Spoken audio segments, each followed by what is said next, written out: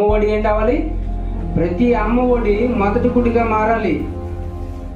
బంధుత్వాల గురించి, బాంధవ్యాల గురించి, మనుషుల విలువల గురించి అమ్మ తన ఒడిలోనే నేర్పించగలిగితే, ఒక వ్యక్తిని, ఒక స్త్రీని ఏ విధంగా చూడాలి అని నేర్పించగలిగితే, అమ్మ నేర్పించగలిగితే, ఈరోజు అత్యాచారాలు జరిగే అవకాశం ఉండదు.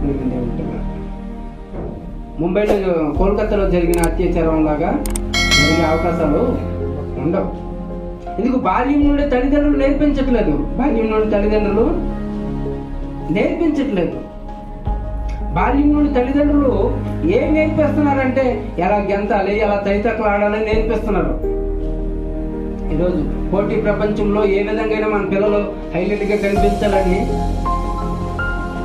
పోటీ ప్రపంచంలో ఏ విధంగా అందరినీ ఆకర్షించుకునేటట్లుగా కనిపించాలని ఆ డ్యాన్స్ ప్రోగ్రాంకి, ఈ ప్రోగ్రాంకి, ఆ ప్రోగ్రాంకి తీసుకువెళ్ళి ఆ ప్రోగ్రాంలు కళ్ళ